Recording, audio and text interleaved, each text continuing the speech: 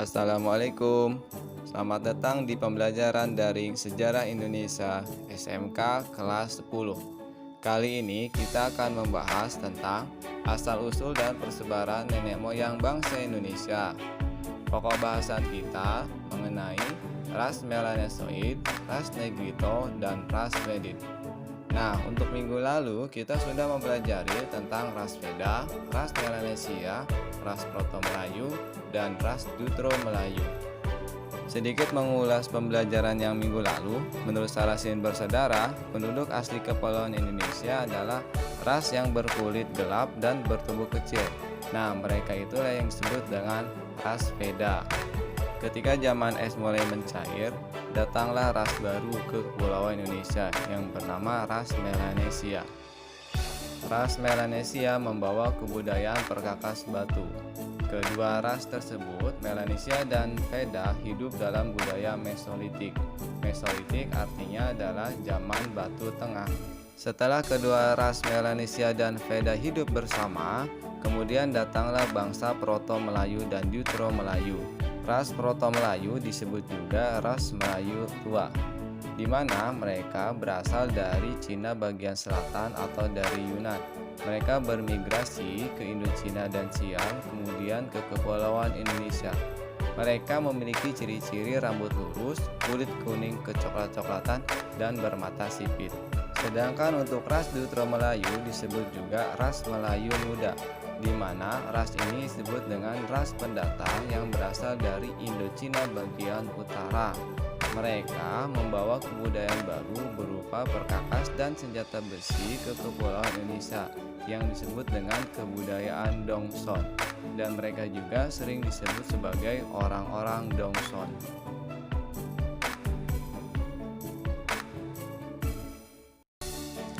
Masuk ke dalam pokok bahasan kita kali ini, yaitu ras Melanosoid. Ras ini adalah ras lain yang ada di Kepulauan Indonesia selain 4 ras yang tadi. Ras Melanosoid mulai tersebar dari Pulau Papua bagian timur hingga benua Australia. Untuk di Indonesia sendiri, ras Melanosoid ini tinggal di wilayah Papua Barat, Ambon, Maluku Utara, dan Nusa Tenggara Timur. Untuk di luar wilayah Indonesia, ras Melanosoid ini juga tinggal di wilayah negara-negara kepulauan yang ada di Samudra Pasifik. Sebagai contoh, di sini ada Kepulauan Fiji dan Vanuatu.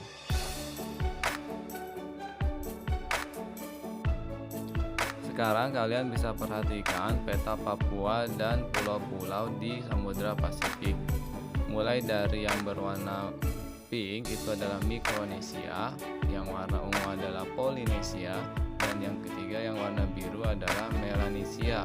Dimulai dari Pulau Papua sampai dengan Pulau Fiji. Nah, mereka itu adalah orang-orang yang keturunan dari ras Melanosoid. Pembedaan warna dalam peta itu berdasarkan ciri fisik manusianya dan kemiripan dalam hal kebudayaan. Kita ambil contoh adalah Melanesia. Melanesia itu adalah keturunan dari ras Melanosoid. Mulai dari Pulau Papua hingga Kepulauan Fiji, mereka ini memiliki ciri-ciri fisik yang mirip. Sekarang kalian coba perhatikan gambar yang Bapak kasih. Ada 4 gambar, mulai dari orang Papua, Ambon, Nusa Tenggara, dan Pulau Fiji. Nah, di mana orang Papua dengan Ambon, kalau kalian perhatikan itu ada kemiripan di mana warna kulitnya yang memang gelap. Tapi kalau dari segi muka ataupun rambut, mereka agak sedikit berbeda. Apalagi dibandingkan juga dengan Nusa Tenggara. Untuk Nusa Tenggara, mereka juga lebih mirip ke orang-orang wilayah Indonesia bagian barat, yaitu kita ya. Warnanya memang masih gelap dalam segi kulit, tapi untuk rambutnya mereka sudah lurus. Sedangkan Papua itu dominannya adalah keriting. Nah, sekarang kalian perhatikan juga kemiripan antara orang Papua dengan Pulau Fiji.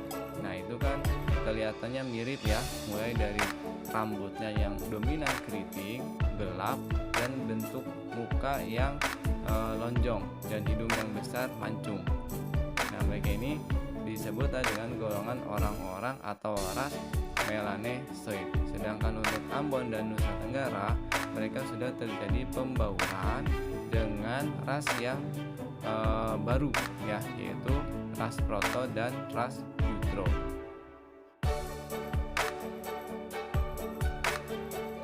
Lalu kapan bangsa Melanosid ini datang ke Indonesia? Ras Melanosid datang ke Kepulauan Indonesia ini diperkirakan 70.000 tahun sebelum Masehi, yaitu pada zaman es terakhir. Pada zaman ini, suhu turun hingga mencapai kedinginan maksimal, sehingga air laut menjadi beku. Lalu muncullah beberapa pulau, sehingga memudahkan orang-orang Melanosid untuk berpindah tempat dari Asia menuju Oseania. Oseania adalah negara-negara yang berada di Samudra Pasifik yang sudah Bapak tunjukkan di dalam peta, yang tadi ada Mikronesia, ada Polinesia, dan Melanesia.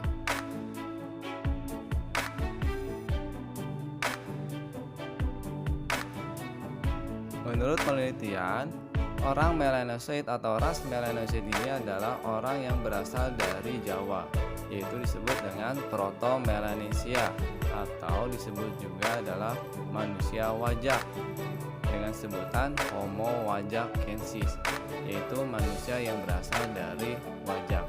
Nah, mereka tinggal di wilayah Jawa, kemudian mereka berpindah ke wilayah timur, yaitu untuk menempati wilayah baru yang bernama Papua, Australia, dan kawasan Oseania.